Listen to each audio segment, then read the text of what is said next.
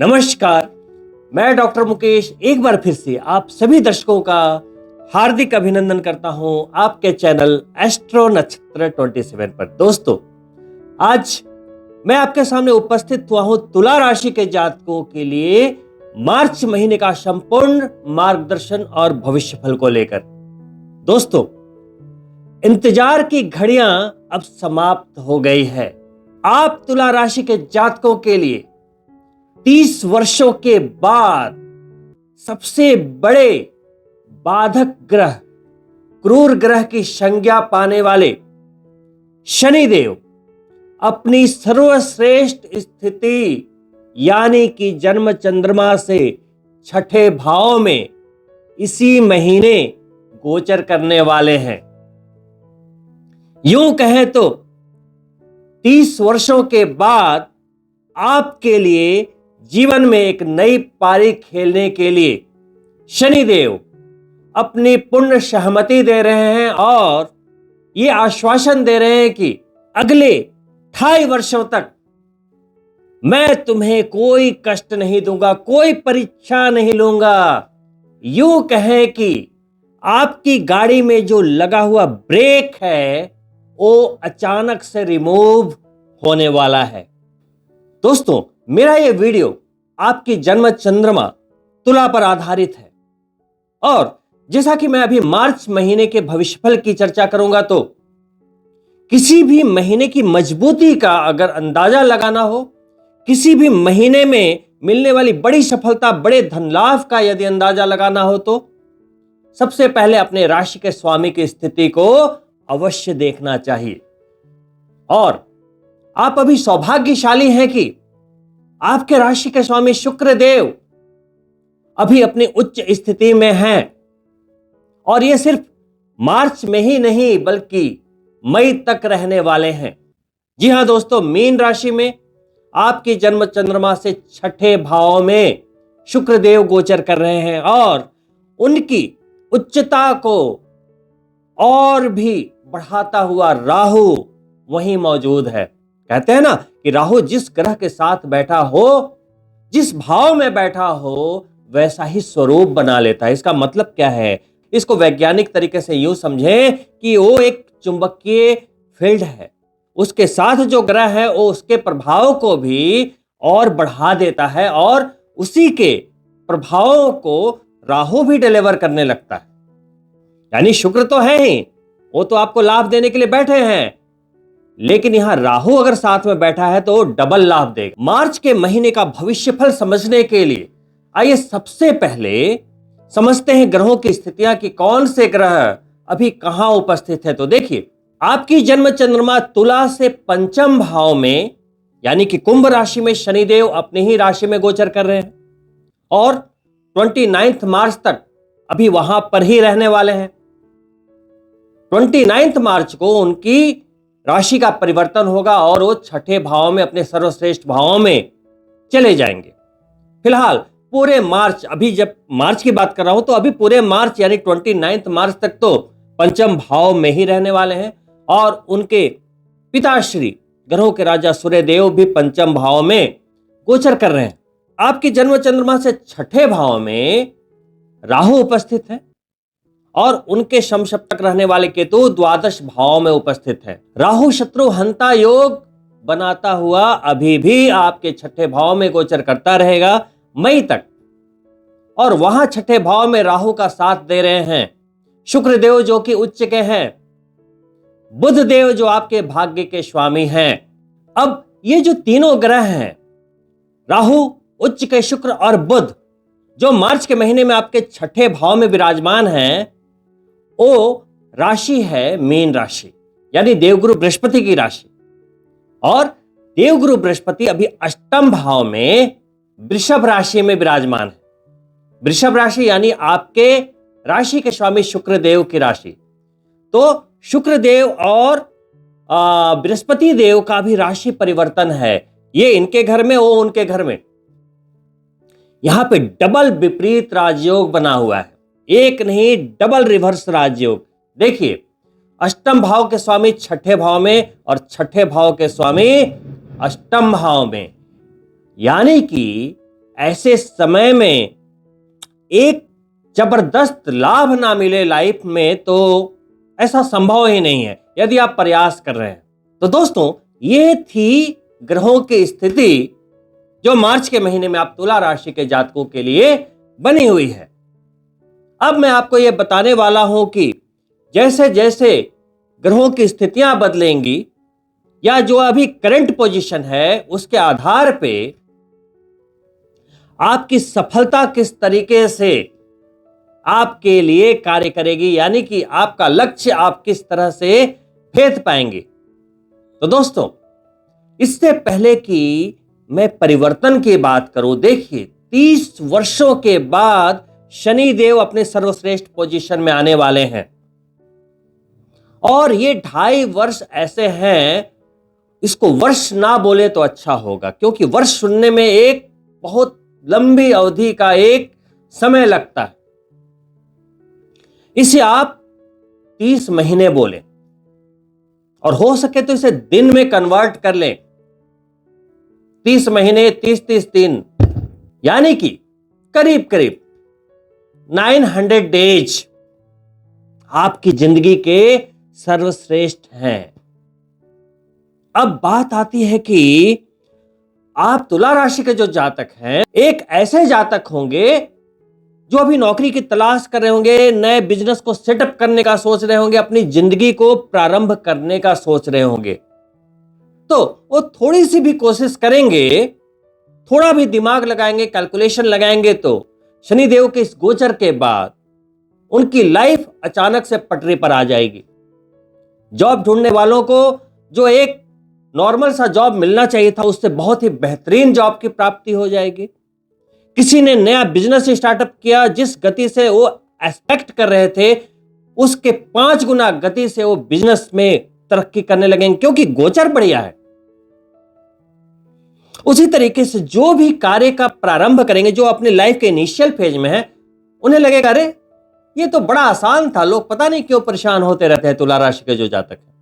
अब दूसरे तरह के वो लोग होंगे जो पिछले 10-15 सालों से लगातार जॉब या बिजनेस कर रहे हैं या सेल्फ एम्प्लॉयड हैं, जिंदगी में बड़ी मेहनत की है लेकिन कई संघर्ष आ रहे थे क्योंकि गोचर थोड़े टेढ़े मेढ़े थे। अब उनके लिए ये स्वर्णिम अवसर है जो कि जिंदगी के उस फेज में पहुंच गए हैं कि अब आने वाले 10 सालों में पैसे कमाना बहुत आवश्यक है, समय की कमी है।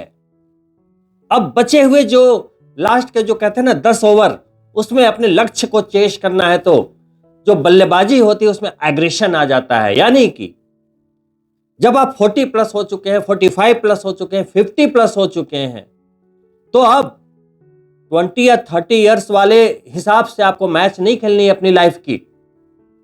अब एग्रेसिव पारी खेलने का वक्त आया है। अब ये जो 900 डेज हैं, जो ये 30 महीने शनिदेव दे रहे हैं, उसमें एक दिन भी अगर बर्बाद हो गया तो यूं कह लो कि आप बर्बाद हो जाएंगे। कहते हैं ना, अगर आपने समय बर्बाद किया और बर्बाद करते रहे तो एक दिन समय आपको बर्बाद कर देगा। और तुला राशि के जातकों के लिए एक बात हमेशा मैं बताता रहता हूं कि जो टाल मटोल की प्रवृत्ति है, थोड़ी जो स्लो चलने की प्रवृत्ति है, उसे अब हटाना होगा इन 2.5 वर्षों में। मैं आपकी कमी नहीं बता रहा हूं, लेकिन शनिदेव की उच्च राशि है तो तुला राशि के जातक अपने डिसीजंस लेने में बड़ा समय ले लेते हैं, जिसके कारण कहीं ना कहीं सफलता विलंब से मिलती है।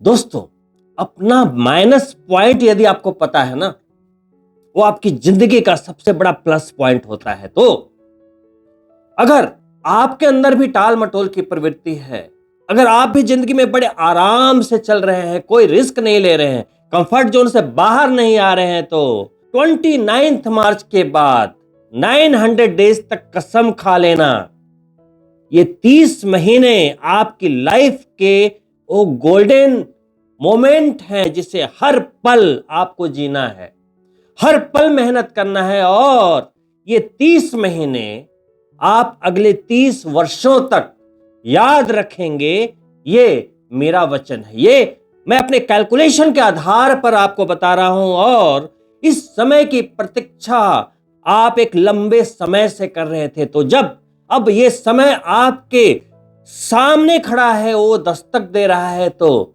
अब इंतजार किस बात का? तो जो भी करना है अब सोचना नहीं है, बहुत सोच लिया।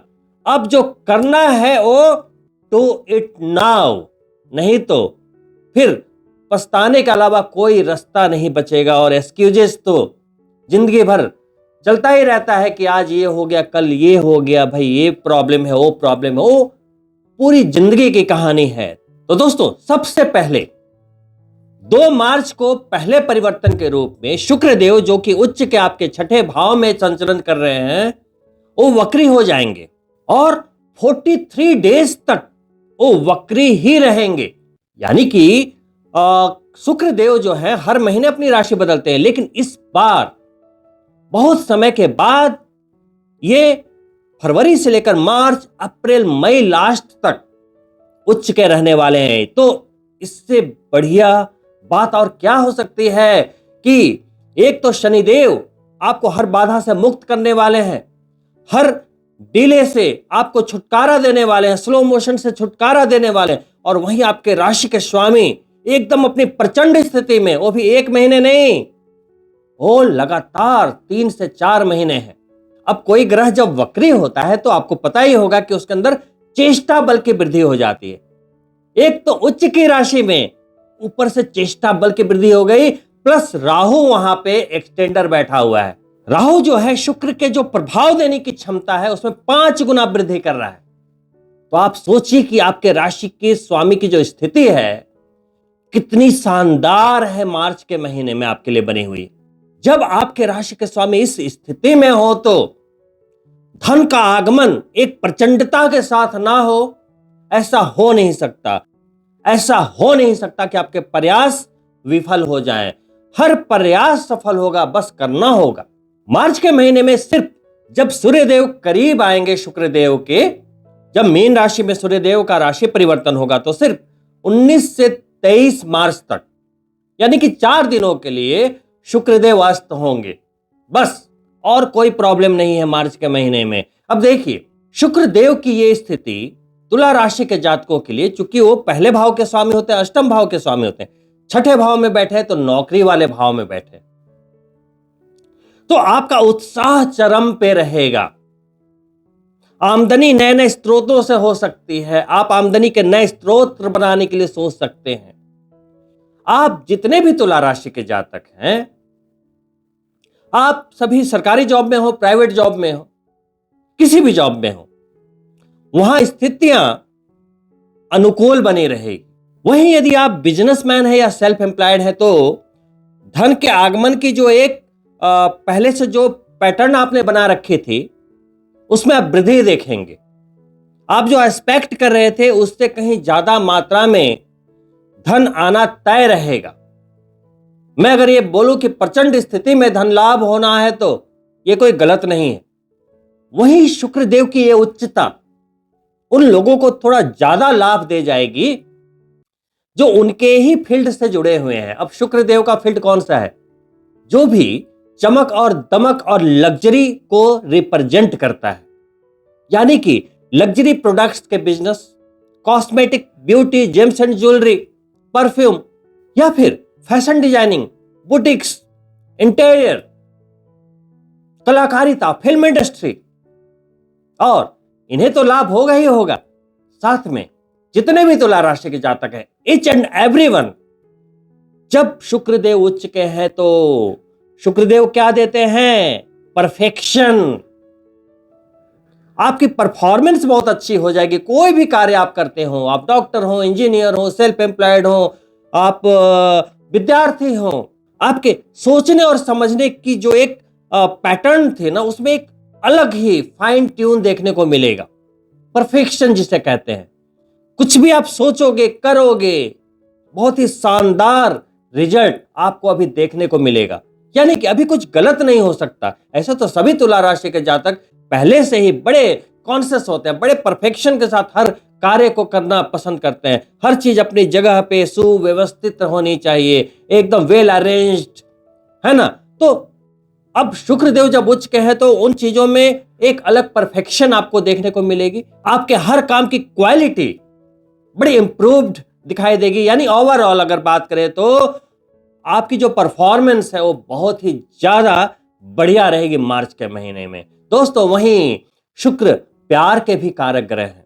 यदि आप विवाहित हैं तो मधुरता बनी रहेगी, वहीं आप सिंगल हैं तो आपके लिए कई ऐसे संजोग बनेंगे जहां आपके जीवन में कहीं ना कहीं रोमांस बना रहेगा। लेकिन आपको कुछ बातों से बचना भी होगा। सावधानी क्या रखनी है? देखिए, शुक्र और राहु यदि एक साथ होते हैं तो इसे व्याभिचारी योग की संज्ञा दी गई। कहीं ना कहीं अनैतिकता को हवा देते हैं, आपके धन का खर्च गलत कार्यों पर करवाते हैं, तो वहां अपने आप को थोड़ा कंट्रोल करके रखना है। आपका एक ऐसा पक्ष जो औरों से छिपा हुआ है, वो सिर्फ आप जानते हैं कि वो आपका पक्ष है। आपको आपके इस पक्ष को आपको ही हैंडल करना होगा। हर व्यक्ति के कुछ छिपे हुए राज होते हैं। अभी शुक्र उच्च का है तो कहीं आप गलती ना कर बैठें, ये समझना बहुत जरूरी है। तो थोड़ा अपने आप पर नियंत्रण बनाकर रखें। अब मैं बात करूंगा दूसरे परिवर्तन की, क्योंकि मार्च के महीने में सिर्फ 2 ही परिवर्तन होने हैं। अगला जो परिवर्तन है आपकी जन्म चंद्रमा से 11वें भाव के जो स्वामी होते हैं, जिसे लाभेश कहते हैं। जो ग्रह आपको लाभ देता है, ख्याति, प्रमोशन, कुछ भी जिंदगी से जुड़े छोटे से छोटे लाभ को भी जो देता है, वो कौन है तुला राशि के लिए? वो है सूर्यदेव। अभी उनका गोचर पंचम भाव में है। कुंभ संक्रांति के दिन वो आपके पंचम भाव में प्रवेश कर चुके हैं। 14 मार्च तक वहीं रहेंगे। अब पंचम भाव में पहले से शनिदेव गोचर कर रहे हैं मूल त्रिकोण राशि में, वहां सूर्यदेव आ गए। दोनों एक दूसरे के अपोजिट नोड हैं। वो भाव कौन सा है? विद्यार्थियों का भाव है, शिक्षा का भाव है, प्रेम का और संतान का भाव है। वहां पर सूर्यदेव का गोचर अच्छा नहीं माना जाता। तो 14 मार्च तक आपको थोड़ी सावधानी रखनी होगी। सूर्य यानी कि सरकार, यानी कि यदि आप सरकारी नौकरी में हैं या किसी भी प्राइवेट जॉब में हैं और तो एडमिनिस्ट्रेशन से थोड़ी सावधानी रखनी है। कोई भी वाद विवाद को जन्म नहीं देना है, राई का पहाड़ नहीं बनाना है, कहीं उलझना नहीं है, क्योंकि शनिदेव और सूर्यदेव साथ में है और दोनों की कंबाइंड दृष्टि लाभ के भाव पर जा रही है। तो जो एक प्रचंड लाभ का जो योग आपके राशि के स्वामी निर्मित कर रहे हैं, अब ये सूर्यदेव और शनिदेव जब एक साथ वहां बैठेंगे तो वहां पर उन लाभों में थोड़ी सी डिस्ट्रैक्शन लाने की कोशिश करेंगे। समझ रहे हैं? बनते काम बिगाड़ने की कोशिश करेंगे। तो आप बोलेंगे, अभी तो आप बोल रहे थे कि प्रचंड लाभ होगा, अभी आप बोल रहे हैं कि ये दोनों काम बिगाड़ेंगे। नहीं, समझिए बात को, मेरा काम है समझाना। अब उन्हें सावधान रहना होगा जिनकी जन्म पत्रिका में पितृदोष है, क्योंकि जिनकी जन्म पत्रिका में पितृदोष है उनकी दशा महादशा में या तो गोचर में सेम पोजीशन जब बनती है तो आपको वो प्रॉब्लम फेस करनी पड़ती। तो जिनकी पत्रिका में पितृदोष है उन्हें फटाफट क्या करना चाहिए? गायत्री मंत्र का सहारा लेना चाहिए। पहले से गायत्री मंत्र करते हैं तो बहुत अच्छी बात है, गायत्री मंत्र करते रहें। पत्रिका में शनिदेव शुभ है तो बहुत अच्छी बात है, अशुभ है तो हर शनिवार को शनिदेव के लिए कुछ दान प्रारंभ कर दीजिए। यह स्थिति 14 मार्च तक बनी रहेगी। आपको बस थोड़ी सी सावधानी रखनी है और कोई चिंता का विषय नहीं। 14 मार्च को मीन संक्रांति के दिन मार्च के दूसरे परिवर्तन के रूप में सूर्यदेव अपने सबसे अच्छे गोचर में छठे भाव में चले आएंगे। छठे भाव में ज्यादा अच्छा इसलिए है क्योंकि वो नौकरी का भाव है और वहां जब सरकार से संबंधित ग्रह, जो एक अधिकार से, पावर से संबंधित ग्रह जब वहां पे गोचर करता है तो नौकरी में एक नई जान आ जाती है, पद प्रतिष्ठा में वृद्धि होती है, प्रमोशन के आसार बन जाते हैं, बिगड़ी हुई बातें सुधर जाती है, धन लाभ प्रबल और भी होने के संकेत बन जाते हैं। तो लाभ के स्वामी जब छठे भाव में जाएंगे, पहले से वहां पे स्वामी उच्च के बैठे हैं आपके शुक्रदेव, राहु भी वहां बैठा है, तो लाभ तो देंगे क्योंकि गोचर उनका बहुत ही लाभ वाला है। लेकिन यहां भी एक सावधानी आवश्यक है क्योंकि सूर्य राहु वहां पे एक साथ आ गए, ग्रहण दोष गोचर में निर्मित हो गया। तो जिनकी कुंडली में ग्रहण दोष नहीं है उनके लिए तो प्रचंड सफलता के योग हैं। समझिएगा बात को, बस आध्यात्म से जुड़ के रहना। जब सूर्य राहु एक साथ होता है तो पॉलिटिक्स से जुड़े लोगों के लिए एक बहुत ही शानदार वक्त होता है, एक बड़ी अचीवमेंट मिल सकती है। वरिष्ठ पदाधिकारियों को, बड़े पोस्ट पे जो लोग बैठे हैं, सरकारी जो ऑफिसर हैं, उनके लिए एक अच्छा वक्त, बड़े अचीवमेंट का वक्त, बड़े लाभ का वक्त। साथ ही जो लोग बड़े जिगर वाले हैं, जो लोग बड़े संघर्षों के बाद भी एक बड़े मुकाम को पाने की जिद रखते हैं, यानी कि उनका लक्ष्य बहुत बड़ा है, तो जो बड़े लक्ष्य को बढ़ावा देने वाला ग्रह राहु है वहां पे सूर्य आ जाते हैं तो असंभव भी संभव करा देते हैं। अब सावधान किसको रहना है? जिनकी कुंडली में भी सूर्य राहु या सूर्य केतु एक साथ हैं उन्हें थोड़ा सावधान रहना है, क्योंकि जब पत्रिका में भी सूर्य और राहु एक साथ रहते हैं तो सूर्य को पीड़ा पहुंच रही होती है। तो वैसे लोगों को मैं हमेशा यह सलाह देता हूं कि गायत्री मंत्र करें। लगन पत्रिका के अनुसार यदि सूर्यदेव की स्थिति शुभ है तो माणिक यानी रूबी धारण कर सकते हैं। दोस्तों, रूबी को किंग ऑफ जेम्स बोला जाता है, रत्नों का राजा। नीलम, पुखराज, रूबी, पन्ना, बहुत सारे ऐसे रत्न हैं जो कि आपकी कामयाबी में बहुत ही सहयोग करते हैं। उनमें सबसे बड़ी भूमिका जो निभाता है वो है रूबी, क्योंकि वो आपके आत्मविश्वास को बढ़ा देता है। कहते हैं ना कि पंखों से कुछ नहीं होता, हौसलों से उड़ान होती है ना। तो सूर्यदेव आपको हौसला देते हैं। तो जब सूर्य राहु छठे भाव में एक साथ जाएंगे तो आपके लिए बड़ी कामयाबी का वक्त होगा। लेकिन जिनकी जन्म पत्रिका में सूर्य राहु एक साथ बैठे, यानी कि पत्रिका में ग्रहण दोष है, तो गायत्री मंत्र प्रारंभ कर दे, कम से कम 5 माला 14 मार्च से लेकर कम से कम 14 अप्रैल तक। हर क्षेत्र में कामयाबी मिलेगी। फिर साथ ही सूर्यदेव को प्रतिदिन जल देना ना भूलें। एक छोटा सा तांबे का पात्र ले ले, शुद्ध जल उसमें भर ले, थोड़ा कुमकुम, हल्दी और अक्षत उसमें डाल दे। सूर्यदेव को ओम भूर्भुवस्सुः तत्सवितुर्वरेण्यं भर्गो देवस्य धीमहि धियो यो नः प्रचोदयात् गायत्री मंत्र करते हुए जल अर्पित करें। यह आपके सूर्य की शुभता को बढ़ा देता है। यदि जन्म पत्रिका में सूर्य की स्थिति अशुभ है तो तब भी गायत्री मंत्र का जाप करना चाहिए, सूर्य के दान करने चाहिए, और तांबे का एक छल्ला जिसमें ज्वाइंट ना हो, अनामिका उंगली में धारण कर लेना चाहिए। इससे जब गोचर में सूर्य देव कभी शनि के साथ, कभी राहु के साथ, कभी केतु के साथ पीड़ित होते हैं और उनके जो अशुभ प्रभाव आते हैं वो आपको कभी बाधा फिर नहीं पहुंचाते। सामान्यतः मार्च का महीना आप सभी तुला राशि के जातकों के लिए बहुत ही शुभ है, बहुत ही शक्तिशाली है। शुक्र के उच्च होने की वजह से सभी तुला राशि के जातकों को धन लाभ, आर्थिक लाभ, सम्मान की प्राप्ति, घर में प्यार का माहौल, प्रेम की प्राप्ति, मन में परफेक्शन, ये तो रहेगा ही रहेगा। साथ ही सूर्यदेव जब अपने छठे भाव के गोचर में जाएंगे, अच्छे गोचर में जाएंगे, तो आत्मविश्वास में बढ़ोतरी होगी। साथ ही चूंकि वो आपके लाभेश हैं और लाभेश जब अच्छे गोचर में जाते हैं तो लाभ की मात्रा को बढ़ा देते हैं।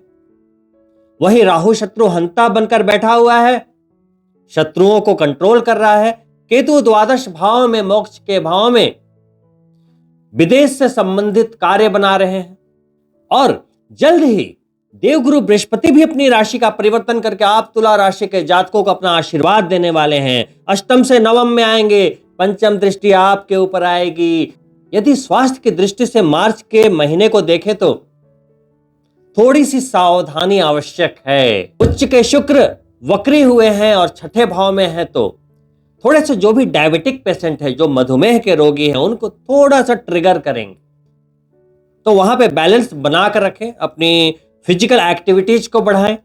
वहीं 2 नंबर की राशि अष्टम भाव में देवगुरु बृहस्पति गोचर कर रहे हैं। देखो, हमेशा कहता हूं, गुरु यानी ग्रोथ अष्टम भाव में है तो छिपे हुए भाव में है, तो वहां पे 2 नंबर की राशि बन रही है। तो जो थायराइड के पेशेंट हैं वो अपने आप को ट्रैक करते रहें। साथ ही लीवर के जो पेशेंट हैं, लीवर में कहीं भी थोड़ी बहुत भी जो परेशानी है, वो अपने आप को ट्रैक करते रहे। थोड़ी बहुत परेशानी अभी दिखेगी, यदि पहले नहीं भी थी तो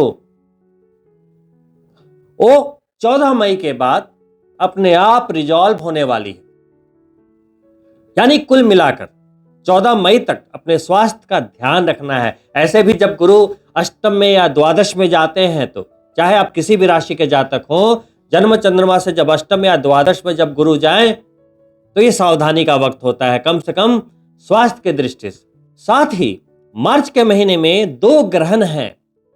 होली के दिन, पूर्णिमा के दिन ही 14 मार्च को चंद्र ग्रहण है। वहीं 29 मार्च को जिस दिन शनि देव का राशि परिवर्तन है, उस दिन सूर्य ग्रहण है। तो जिन जातकों की जन्म पत्रिका में ग्रहण दोष है, वो अपने पूजा पाठ रिचुअल को इन तिथियों में कर सकते हैं, दान पुण्य कर सकते हैं। तो जिनकी भी कुंडली में ग्रहण दोष है, वो मुझसे संपर्क कर सकते हैं। मैं उन्हें गाइडलाइन दे दूंगा कि आपको क्या करना है, 14 मार्च को क्या करना है, 29 मार्च को क्या करना है। शनि देव के राशि परिवर्तन के साथ ही आपकी सारी बाधाओं का अंत होगा। और जब वो छठे भाव में जाएंगे, तो वहां से 10वीं दृष्टि फिर भी आपके तृतीय भाव पर बनी रहेगी, यानी आपके विचारों पर बनी रहेगी। तो अपने विचारों को शुद्ध रखिएगा, अपने नियत को शुद्ध रखिएगा। विचारों की शुद्धता देखो कैसे रखनी है। इस प्रकरण में आपको एक छोटी सी कहानी सुनाकर इस वीडियो को अंत करने की इजाजत चाहूंगा। दोस्तों, पुराने जमाने में एक राजा हुआ करते थे। एक बार उनके मन में इच्छा हुई कि मैं ब्राह्मणों को अपने राजमहल में भोज करवाऊं। तो उन्होंने बड़े बड़े प्रकांड ब्राह्मणों को भोज के लिए आमंत्रित किया, 108 ब्राह्मणों को। बड़ी शानदार जश्न की तैयारी की गई। रसोई खाना बना रहे थे, तरह तरह के व्यंजन बन रहे थे। उसी समय प्रारब्धवश एक बाज अपने चोंच में जहरीले सांप को दबोचे हुए वहां से गुजर रहा था। अब सांप ने अपनी जान बचाने के लिए अपने जहर को बाज के ऊपर फेंका और उस जहर की कुछ बूंदें वहां पे जो रसोई खाना बना रहे थे उस पात्र में वो गिर गया। फलस्वरूप जब राजमहल में ब्राह्मणों को भोजन कराया गया, उस विष के कारण सारे ब्राह्मणों की मृत्यु हो गई। मामला बहुत ही दुखद था। यमराज के सामने बड़े धर्म संकट की स्थिति बन गई। अब यहां न तो राजा दोषी था, क्योंकि वो जानता ही नहीं था कि हुआ कैसे, न तो वो रसोइया जो खाने को बना रहा था वो दोषी था, क्योंकि इसे पता ही नहीं था, न वो बाज दोषी था, न ही वो सांप जिसने आत्मरक्षा में जहर को फेंका था वो दोषी था। अब दोषी कौन था?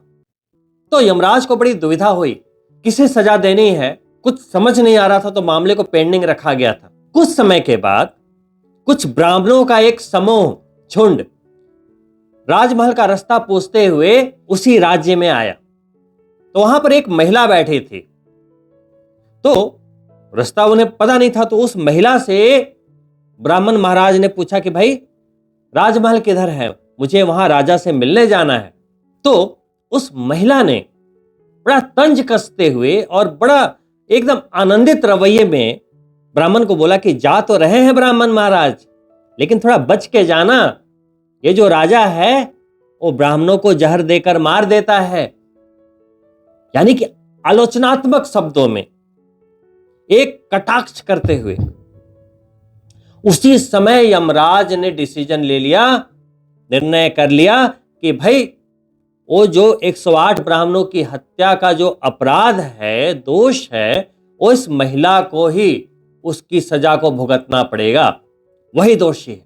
तो इस फैसले को सुनकर अचंभित हुए यमराज के दूतों ने यमराज से पूछा कि महाराज, इस महिला का उस प्रकरण से क्या लेना देना, आप इन्हें क्यों दोषी मान रहे हैं?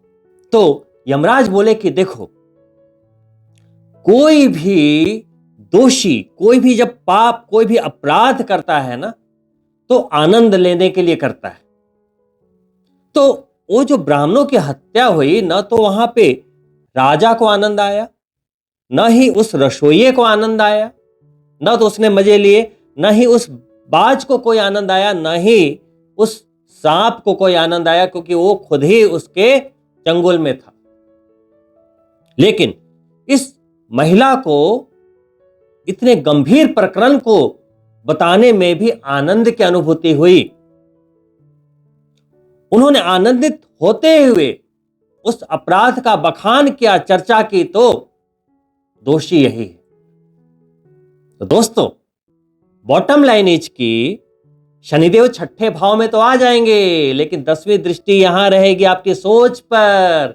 मनसा वाचा कर्मणा, जब कुछ करते हैं तभी आप दंडित नहीं होते, कुछ गलत सोचते हैं तब भी दंड के पात्र बन जाते हैं। तो आप अपनी नियत को इतना पवित्र रखें, यदि आपको इन 900 डेज का सकारात्मक यूज करना है, फल को प्राप्त करना, अपने लक्ष्य को प्राप्त करना है, शनि भगवान की नजरों में अगर आपको अच्छा बनकर रहना है, तो आपको यहां से अच्छा बनकर रहना पड़ेगा। कोई कुछ भी करे, आप उनके अपराधों का बखान मत करो आनंदित होकर। यानी कि किसी के दुख को देखकर आप आनंदित मत होना। ऐसा ना हो कि ईश्वर आपको वही गिफ्ट कर दे कि भाई इसे तो आनंद आ रहा है, लो भाई तुम भी ले लो इस दुख को। समझ रहे हो बात? तो मनसा, शनिदेव सिर्फ अपने अच्छे गोचर में गए हैं, गायब नहीं हुए, अभी भी दृष्टि रहेगी। ये बताना चाह रहा हूं कि गोल्डन पीरियड आने वाला है आप तुला राशि के जातकों के लिए, गोल्डन पीरियड। लेकिन इस अच्छे वक्त में भूल मत जाना कि अभी भी आप शनिदेव की नजर में हैं। अपने अच्छे वक्त में भी अपने आत्मा को, अपने नियत को बिल्कुल साफ रखना। तो दोस्तों, इन्हीं शुभकामनाओं के साथ कि मार्च का महीना आप सभी तुला राशि के जातकों के लिए शुभ फलदायी हो, मैं आपसे अनुमति चाहूंगा और अंत में आपसे अनुरोध करता हूं कि यदि आप मेरे चैनल को पहली बार देख रहे हैं तो सब्सक्राइब करना ना भूलें, साथ ही बेल बटन जरूर ऑन कर लें ताकि आने वाले वीडियो के नोटिफिकेशन आपको प्राप्त हो। साथ ही वीडियो पसंद आया हो तो लाइक करना बिल्कुल ना भूलें और साथ ही अपने मित्रों के लिए शेयर भी अवश्य करें। बहुत ही जल्द मिलता हूं दूसरी वीडियो में, तब तक के लिए नमस्कार मित्रों।